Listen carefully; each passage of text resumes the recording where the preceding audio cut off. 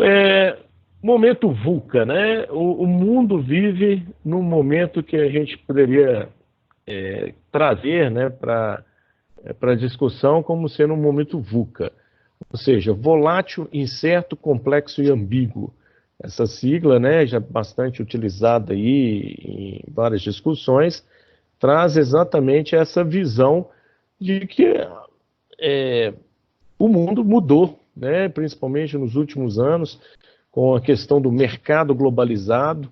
Né? Hoje o cara espirra na China e o coronavírus chega no Brasil, afeta a economia, afeta toda a logística, a forma de se organizar, traz uma incerteza, uma volatilidade dos mercados extremamente grande, e isso afeta toda essa discussão. Um outro ponto importante são as novas formas de trabalho, né? O Brasil teve recentemente uma discussão da nova legislação trabalhista, onde tentou se flexibilizar, mas existem várias forças que puxam para um lado, puxam para o outro, e pouca coisa às vezes consegue evoluir em termos de formas de trabalho legais. Mas o mundo é diferente, né? Esse termo uberização aí já está sendo colocado até como um risco psicossocial, mas a gente tem que entender que novas formas de trabalho estão aparecendo. A relação de trabalho hoje é muito diferente.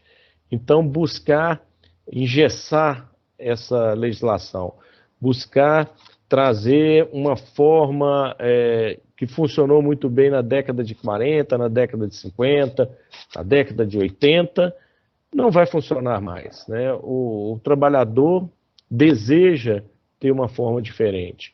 Existem já no mercado aí uma boa parcela da população trabalhadora que já está numa relação de trabalho completamente diferente e que nós, né, como sociedade, também temos que trabalhar para que essa nova forma de trabalho seja segura e que no futuro a gente não pague o preço por não conseguir oferecer uma boa norma de segurança. Então a reforma trabalhista veio, né, e a gente precisa fazer ela acontecer de verdade, entender as novas formas de trabalho, trazer a saúde e segurança dentro da reforma trabalhista com uma visão progressista, com uma visão de que a gente precisa trazer melhoria contínua para esse processo. E a pergunta é, como será? Né? Como será o mercado de trabalho daqui a 5 anos? Como será a saúde e segurança do trabalho daqui a 5 anos?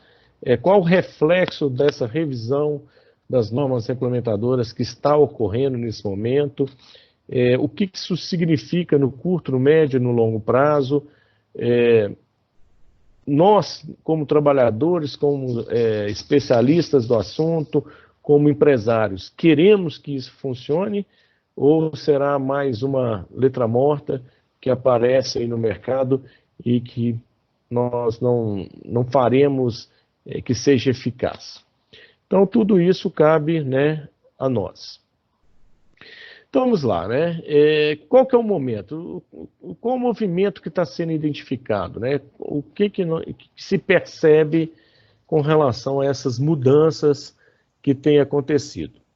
Então, aqui já coloco um pouco da minha opinião, né? Eu sou um cara, me enxergo como uma pessoa bastante otimista.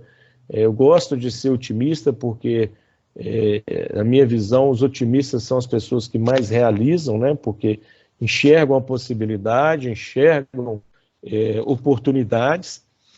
E aí esse novo paradigma é exatamente isso, né? As normas, isso é visível principalmente na nova NR1, no anexo do GRO, é uma norma que vem com uma carga de visão, de diretriz muito maior do que o que a gente via nas normas anteriores, né? Então, o paradigma, o novo paradigma, é normas mais diretrizes, que falam o que fazer. O como fazer, e aí eu concordo muito com essa linha, porque o como fazer pode ser diferente em diversas situações. Né? Um segmento como o automotivo provavelmente o como fazer é diferente do segmento de mineração, que é diferente do segmento alimentício, que é diferente do segmento químico. Então, quem tem que definir o como fazer são as empresas, e aí o papel do profissional de saúde e segurança é fundamental, né? É o profissional de saúde e segurança que tem que apresentar as soluções, que tem que fazer um bom diagnóstico, que tem que encontrar o caminho para que a empresa faça o como da melhor maneira possível. Então, nós vamos falar um pouco disso na hora que a gente for falar dos papéis, né? Mas as normas vêm já com essa linha de trabalho, vêm com essa visão de serem normas mais diretrizes, definindo o que fazer, definindo limites, definindo pontos básicos, requisitos mínimos, e deixando para que as empresas e os profissionais, que aí vão ter que desenvolver boas competências, nós vamos ter que ser, com certeza, profissionais melhores para que a gente atinja o sucesso nisso, sigam o seu caminho. Então, o que está acontecendo são normas muito menos prescritivas, né? Evidentemente que não consegue sair de normas extremamente prescritivas para normas extremamente diretivas.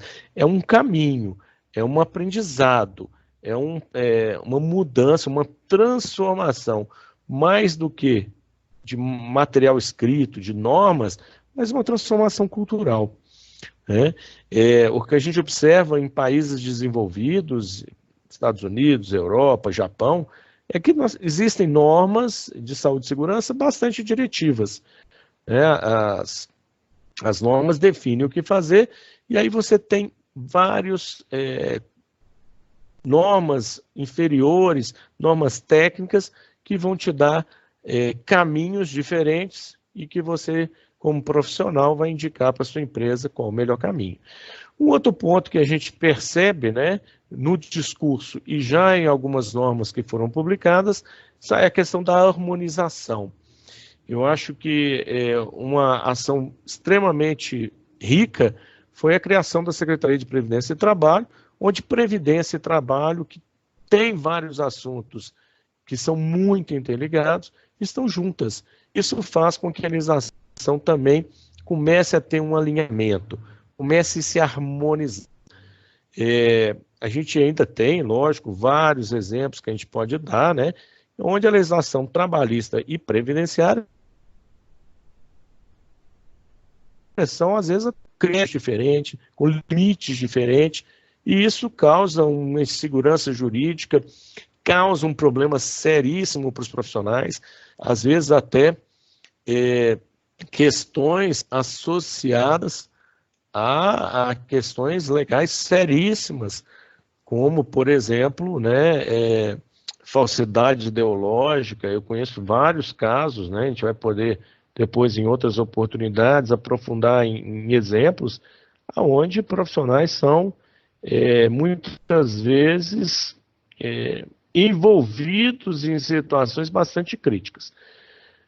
E aqui dois novos conceitos, né, que nós vamos ter que aprender, conhecer e começar a pensar diferente, porque eles trazem uma mentalidade muito diferente.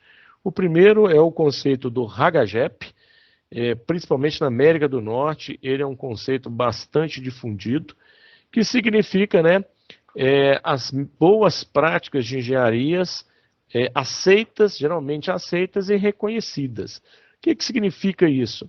Significa que quando eu tenho um equipamento, eu tenho que aplicar as melhores técnicas de engenharia conhecidas, aceitas, normalmente usadas, né, pela maioria. Inovar é excelente, mas tem um custo alto. Então, aquilo que é o padrão, que todo mundo usa, é o mínimo que eu tenho que ter também na minha fábrica. Então, o profissional de segurança, ele tem que ter uma visão do que é o normal, do que é o normalmente aceito, quais são as boas práticas de engenharia que são adotadas no segmento em que ele atua. Esse conceito é extremamente rico e importante. Então, no futuro, nós vamos também trabalhar em um webinar, uma uma discussão sobre o HAGAGEP e como que a gente pode aplicar esse HAGAGEP na prática. Nós vamos trazer algumas boas práticas, algumas discussões importantes. E o ALARP, né, que é um outro conceito extremamente rico, que significa as reasonable practicable, ou seja, tão baixo quanto razoavelmente praticável. O que quer dizer isso? Isso está associado a um conceito que a gente vai ter que implantar com essas normas mais diretivas, que é a empresa definir o apetite de risco dela, né? Então, essa figura à esquerda aí demonstra, né, a parte que é o inaceitável, a parte que é o ALARP, ou seja, eu aceito, mas eu tenho que ter um controle muito grande, muito sensível do meu processo, e tem uma parte que é o aceitável, aquele risco baixo, em que as medidas commodities, né, como EPI, treinamento básico, dão conta daquele tipo de risco. Mas o risco laranja, amarelo, o ALARP, não. O ALARP é aquele risco em que eu tenho que manter o controle dele o tempo todo, que eu tenho que auditar os controles, que eu tenho que conhecer bem as barreiras, que eu tenho que estar constantemente ali atento. É normalmente no ALARP que estão os riscos, né, que precisam de preparação para emergência, que precisa de ações de contenção, que precisa de ter toda uma engenharia, um controle de barreiras de processo. É no ALARP que está realmente toda a energia da gestão para manter o risco em controle. E no vermelho é aquilo que é inaceitável. Não podemos ter cenários de trabalho, de processo no vermelho. Então, tudo aquilo que a gente identificar que tinha no vermelho, nós temos que ter ações muito rápidas, emergenciais, né? São riscos graves, nos casos até iminentes. Então, não é aceito.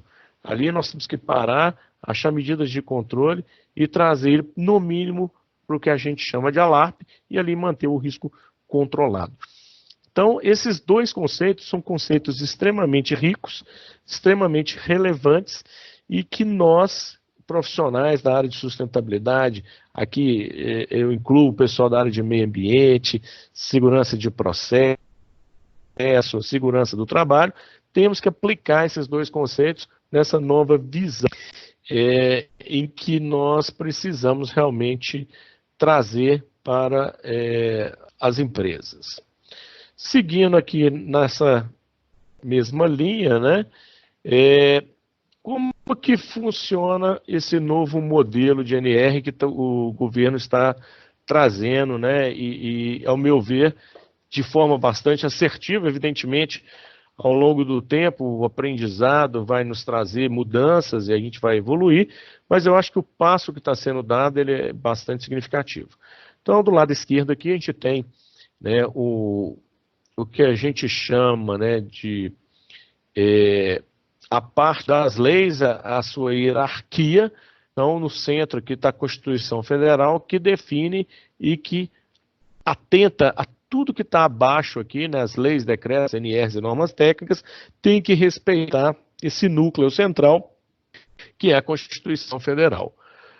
Numa esfera já mais levando um detalhe maior, nós temos as leis, né, que vão na CLT, Constituição das Leis do Trabalho, toda a parte de legislação previdenciária, que vai detalhar e entrar no nível além do que está na Constituição. Depois nós temos os decretos, né, que vão aprofundar ainda mais, né, vão entrar num detalhe ainda maior daquilo que está na lei. E, por fim, é o que nós estamos discutindo, é a legislação mais detalhada, que são as normas regulamentadoras. Abaixo dela tem as normas técnicas, não tem força de lei, exceto quando citado no NR, e, na minha opinião, não se deveria citar normas técnicas na NR, até porque, dentro do princípio do HAGAGEP, quanto mais opções a gente tiver para fazer bem feito o como, mais importante, porque se a gente define uma única norma para ser aplicada, você tira a possibilidade, tira a flexibilidade e muitas vezes a gente está perdendo a oportunidade de melhorar a saúde e segurança quando você tem uma abertura maior, né, citando que a gente deve adotar as melhores práticas, né, que a empresa deve definir a melhor forma, a gente tem mais possibilidade.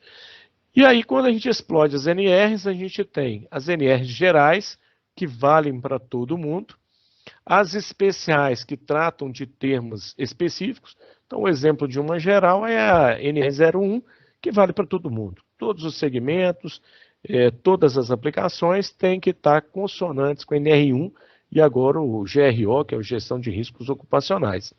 Quando a gente entra para as especiais, nós temos, por exemplo, a NR10, que vale para todo mundo, mas é especial. É específica da visão elétrica, dos riscos elétricos, a NR12, que é específica dos riscos mecânicos, NR17, que é específica de ergonomia, e depois nós temos algumas que são as setoriais. NR18, que está associada à construção civil, NR22, à mineração, que está sendo discutida agora para ser emitida, a 37, está associada ao setor de óleo e gás. Então, essa é uma visão que a gente tem que entender, que é o que vai acontecer em cima das NRs. E tem os anexos, né, que pode ser tipo 1, elas são associadas, né, são anexos que têm uma associação com a norma principal. Tem os anexos do tipo 2 que fazem parte da norma. Então, do tipo 1 eles complementam a norma, do tipo 2 fazem parte da norma, e do tipo 3 são exemplificativos, não são obrigatórios o cumprimento referente à norma. Então, esse tipo de estrutura é o que nós temos agora a partir dessa revisão das NRs. Aqui é um overview, né? E é muito importante, depois nós vamos ter um webinar específico para explorar cada uma dessas caixinhas. Aqui é só um overview mesmo, uma visão do todo, né? E aparece aí a NR1, e talvez hoje seja uma norma que é uma norma geral, e é uma norma que tem que ser muito bem conhecida, muito bem estudada. Os profissionais têm que dominar a norma 1 de uma forma diferenciada. E dentro dela, o anexo talvez mais importante para todo profissional e para toda empresa é o anexo do GRO, Gestão de Riscos Ocupacionais, que vem muito nessa linha de ser diretiva e dá muita liberdade para que as empresas, os profissionais definam como fazer.